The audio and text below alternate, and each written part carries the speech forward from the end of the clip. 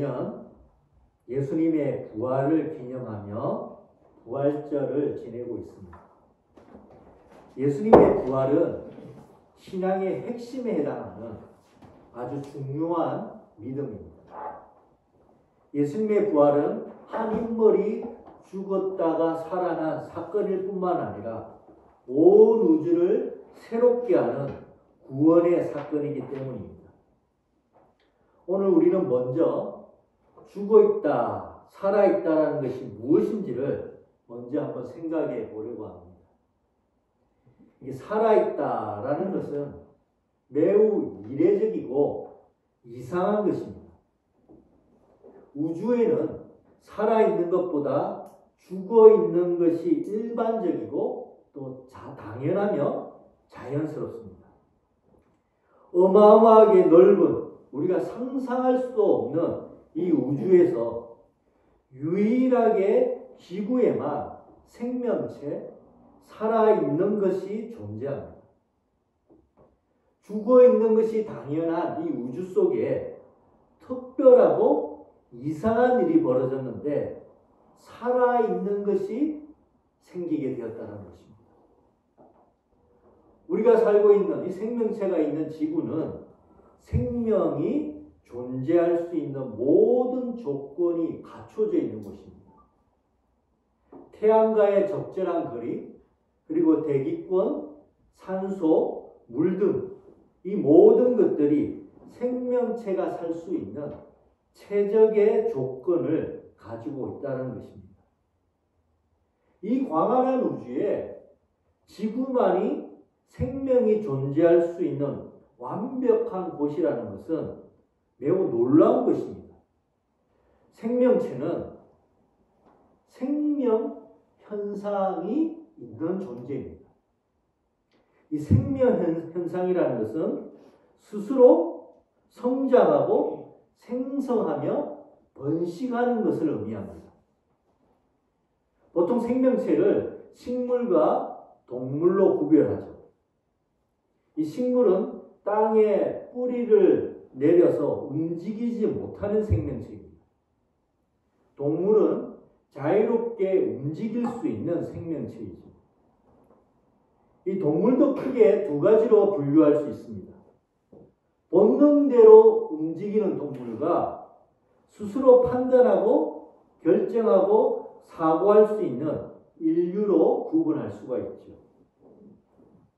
이 침팬지 같은 동물이 생존에 관련해서 어느 정도 판단하고 결정을 하지만은 우리 사람처럼 사고하고 또 과거를 반성하고 또 미래를 그리는 전반적인 사고를 하지는 못합니다. 그래서 우리 인류를 지적 생명체라고 얘기를 합니다.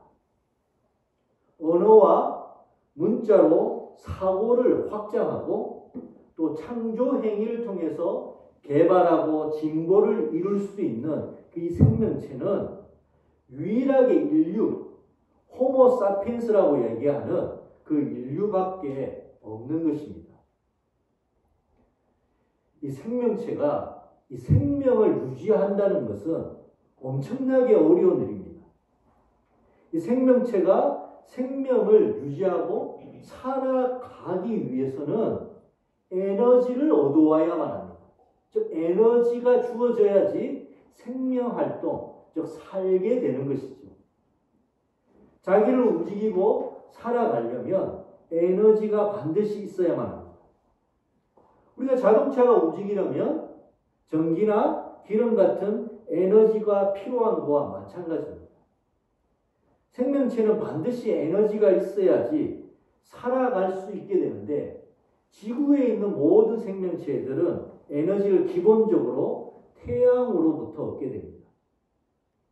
식물은 광합성을 통해서 태양으로부터 에너지를 얻어서 생명활동을 하게 되죠. 우리가 알고 있듯이 초식동물은 식물을 먹어서 태양 에너지를 간접적으로 얻어서 생명을 유지합니다. 또 육식동물은 식물을 먹은 동물을 먹음으로써 태양의 에너지를 얻어서 우리의 생명활동이 가능하도록 유지해 가죠. 이처럼 생명체는 에너지를 얻어야지 생명을 유지하고 살아갈 수가 있습니다. 살게 되는 것이죠. 하지만 에너지를 얻지 못하게 되면 생명 활동이 불가능해지고 원래 상태, 원래 죽어 있었던 상태로 돌아가게 되는 것이죠. 살 수 없게 되는 것이라는 것입니다. 그런데 생명체가 계속 살아가려면 에너지도 중요하지만 또 하나의 필수 요건이 있습니다. 그것은 에너지를 쓰는 이 본체, 이 몸이 낡지 않아야 한다는 것입니다. 예를 들어서 자동차가 기름과 전기 같은 에너지를 공급하면 자동차가 운행이 가능합니다. 근데 시간이 지나면 자동차 본체가 낡고 고장이 나는 것이죠. 이 본체가 낡고 고장이 나게 되면 에너지를 주입하더라도 움직일 수가 없는 것입니다. 마찬가지로 이 생명체가 에너지를 얻어서 생명 현상을 이어갈 수는 있지만은 생명을 이어가는 이 본체가 낡아지고 고장나면 아무리 에너지를 얻게 되더라도 생명을 이어갈 수가 없게 되는 것이죠. 결국 죽게 된다는 것입니다. 지구상의 모든 생명체들은 생명체의 본체, 이 본체가 낡고 고장날 수밖에 없습니다. 이것이 지구상에 존재하는 모든 생명체가 처해진 현실인 것이죠. 그래서 생명체는 자기 본체의 한계, 몸의 한계를 인정하고 생명을 이어가는 다른 방식을 택하게 되는데 그것이 바로 자기 복제, 즉 번식입니다. 자기와 똑같은 생명체를 번식, 생식함으로써 생명 활동을 이어가는 것이죠. 마치 차가 낡아 고장나면 새 차로 바꾸는 것과 마찬가지인 것입니다. 지구상의 모든 생명체는 시간적 한계를 가지고 있고 지적 생명체인 인간도 동일하다는 것입니다. 그런데 우리 인간이라는 이 지적 생명체는 다른 생명체와는 너무도 다르고 월등합니다.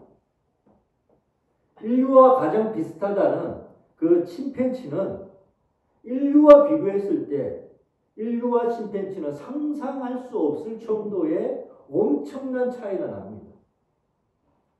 우리 인간은 사고하고 분석하고 종합하고 확장해 나갈 수 있습니다. 또 새로운 것을 창조할 수 있습니다. 세상의 원리를 파악하며 생명 현상을 파헤치며 우주의 탄생 비결까지 밝혀내려는 그런 사고와 확장이 일어납니다. 과학자들은 우리 우주의 역사를 138억 년이라고 봅니다. 이 138억 년의 어마어마한 시간이 지나서 인류라는 우리의 지적 생명체가 생겼다는 것이죠. 이 인류라는 지적 생명체가 존재하기 위해서 138억 년. 이게 상상이 되지 않는 숫자이죠. 우리의 사고로서는 도저히 상상할 수 없는 그런 시간입니다. 근데 우리 인류가 존재하기 위해서 이 138억 년이라는 시간이 필요했다는 것입니다. 그런데 이 엄청나고 놀라운 지적 생명체, 이 인류가 고작 100년도 살지 못하는 존재라는 것입니다. 138억 년이라는 엄청난 시간을 필요해서 존재하게 된 우리 인간이 100년도 채 못 사는 존재라는 것이죠. 생각하고 사고하고 느끼고 사랑하고 창조하고 서로 연결하며 서로 가운데 함께 놀라운 것을 창조할 수 있는 이런 인류가 이 엄청난 존재가 100년도 못 되어 낡고 고장날 수밖에 없는 그러한 본체를 가지고 있다는 것, 몸을 가지고 있다는 것은 참으로 이해하기가 어렵습니다. 과학자들은 이 인류의 본체가 낡지 않고 고장나지 않게 하려고 엄청난 노력을 기울이고 있지만은 가능해 보이지는 않습니다. 성경은 우리 인류 같은 이 지적 생명체가 하나님에 의해서 특별히 창조됐다라고 얘기를 합니다. 어쩌다가 생긴 존재가 아니라 하나님의 의도와 목적과 계획 가운데서 지원받은 존재라는 것이죠. 하나님은 사람을 신에 가까운 하나님의 형상을 닮은 존재로 지으셨다라고 얘기합니다. 성경은 이 우주의 창조 목적이 인간, 바로 우리 같은 지적 생명체에 있다라고 얘기합니다. 창조의 궁극적 목적이 우리 인류에게 있다는 것이죠. 인간은 이 모든 우주의 탄생의 가장 정점에 있는 존재라는 것입니다. 그런데 하나님이 우주 창조의 목적이자 정점인 인간을 고작 100년도 못 사는 존재로 창조하셨다라는 것은 이해가 되지 않습니다. 하나님이 죽어 있는 것, 원래 죽어 있는 것이 당연한 것에서 생명이 있게 하셨습니다. 그리고 우리 같은 이렇게 멋진 지적 생명체, 인간이 되게 하셨습니다.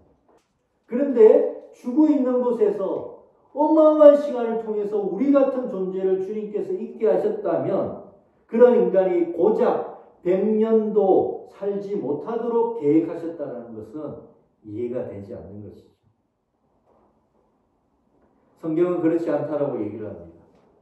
하나님은 사람이 영원을 살 수 있도록 계획하셨습니다. 창세기는 이를 분명하게 말해주죠. 사람이 에덴 동산에 있을 때 하나님이 생명나무를 두셨다라고 얘기를 합니다.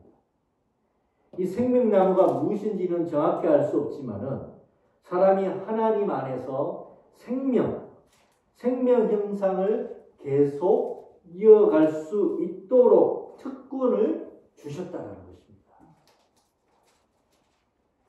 그렇다면 왜 인간은 생명을 이어가지 못하고 죽는 원래 죽어있는 상태로 돌아갈 수밖에 없는 일이 벌어지게 된 것일까요? 성경은 그에 대해서도 그 이유를 분명하게 말해줍니다. 생명을 주실 수 있는 하나님을 배반하고 하나님에게서 멀어졌기 때문이라는 것입니다. 생명이 되신 하나님만이 주실 수 있는 것입니다. 원래 죽어 있었습니다. 죽어 있는 것이 당연합니다. 근데 그곳에서 생명이신 하나님이 자신의 생명을 나누어 주어서 살아있는 것이 있게 하셨습니다. 그런데 그 생명의 근원 되시는 생명이 유지될 수 있도록 생명을 얻을 수 있는 그 하나님을 떠나는 것, 그것이 바로 죽음일 수밖에 없다는 것입니다. 인간의 생명의 근원 되신 하나님 안에 있어야지만이 생명을 누릴 수 있습니다. 생명의 근원 되시는 하나님을 떠나면 당연히 원래 상태, 죽어 있는 상태로 돌아갈 수밖에 없다라는 것이죠. 하나님은 하나님을 떠난 인간에 대해서 이렇게 말씀하십니다. 너는 흙이니 흙으로 돌아갈 거라. 너는 원래 죽어 있는 존재니 내 생명되는 생명의 근원인 나로부터 멀어지면 원래 죽어 있는 존재, 즉 흙으로 돌아가게 될 거라고 말씀하십니다. 인간이 하나님을 떠나자 생명을 유지할 수 없게 되었을 뿐만 아니라 우리 본체마저도 낡고 병드는 존재로 타락하게 된 것이죠. 우주의 목적이자 정점이었던 최고의 생명체가 고작 100년도 살지 못한 채 죽어 있는 원래 상태로 돌아갈 처지에 놓이게 된 것입니다. 그러나 하나님은 특별한 생명체인 인간이 다시 죽은 상태로 돌아가는 것이 안타깝고 불쌍했습니다. 하나님은 죽은 상태로 이 사람이 돌아가지 않을 수 있는 기회와 길을 열어주셨죠. 이것을 구원이라고 얘기를 합니다. 사람이 다시 살 수 있는 길은 생명의 근원 대신 하나님 안으로 다시 돌아가는 것이죠. 하지만 하나님 밖으로 나간 자가 원한다고 다시 하나님 안으로 들어올 수는 없습니다. 나가기는 쉽지만은 다시 들어오는 것은, 하나님께로 돌아가는 것은 마음대로 되지 않는 것이죠. 우리가 정치를 보게 되면 어떤 정치인이 당을 나가는 것은 자기가 결정해서 나갈 수 있습니다. 그러나 당을 다시 들어오려면 반성을 해야 되고 당의 허락이 있어야지만이 당으로 다시 복귀할 수 있는 것이죠. 하나님 밖으로 나간 것을 죄라고 얘기합니다. 이 죄에 대해서 충분한 책임과 대가를 치러야만 합니다. 그런데 하나님 밖으로 나간 것에 대한 책임과 대가는 죽음밖에는 없습니다.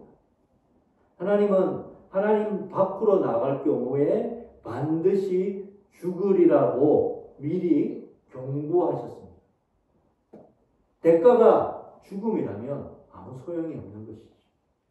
그래서 하나님이 주신 해결책이 예수님입니다. 예수님이 대신 죽게 하신 것이죠. 사람이 치러야 될 그 죽음의 대가와 책임을 예수님이 대신 죽으심으로 치르시게 하신 것입니다. 사람이 예수님의 죽으심을 의지하여서 회개하고 용서를 구한다면 하나님이 용서하고 하나님 안으로 다시 들어올 수 있게 해주신다는 것이죠. 내가 죽어야 하는데 예수님이 대신 죽으셨습니다. 제가 정말로 잘못했습니다. 예수님이 대신 죽은 것을 보시고 하나님 나를 용서하여 주십시오. 그렇게 회개하고 하나님께로 돌아간다면 죽은 상태로 돌아가지 않고 살 수 있게 하시겠다는 것입니다. 부활은 무엇일까요? 예수님의 부활은 회개하고 용서를 구한 자에게 영생할 수 있게 하겠다는, 살 수 있게 하겠다는 하나님의 약속과 하나님의 보증입니다. 예수가 너희 대신 죽게 된 것을 믿고 회개하고 용서를 빌었으니 이제 너희를 살게 하겠다. 너희를 살게 하겠다라는 그 증거와 보증을 줄 것이다. 봐라. 죽었다가 다시 살아난 예수가 그 증거이고 보증이다. 그러니 예수의 부활을 똑똑히 보고 예수의 부활을 붙잡아라. 그러면 때가 되면 내가 너희를 내 안에서 영원히 살게 할 것이다. 아멘. 우리가 언제 예수님처럼 부활하여 생명을 누리게 될 것입니까? 예수님이 다시 오시는 날입니다. 예수님이 다시 오시는 날, 제일 먼저 낡지 않은, 병들지 않는 새 몸, 본체를 입게 될 것입니다. 죽은 자의 부활도 그와 같으니 썩을 것을 심고 썩지 아니할 것으로 다시 살아나며 이 썩을 것이 반드시 썩지 아니할 것을 입겠고 이 죽을 것이 죽지 아니함을 입으리로다. 아멘. 예수님의 죽음과 함께 우리 썩을 몸이 함께 죽게 되지만 예수님이 부활하신 것처럼 새 몸, 썩지 않을, 고장나지 않을 그 몸을 예수님이 다시 오시는 날 입게 될 것이라는 것입니다. 그리고 하나님 안에서 생명의 에너지를 온전하게 누리며 영원토록 살게 될 것이라는 것이죠. 믿음의 성도 여러분, 이런 일이 진짜 일어날까요? 어떻게 이를 믿을 수 있겠습니까? 예수님의 부활이 이 모든 것이 실제로 있을 것임에 대한 증거이자 보증입니다.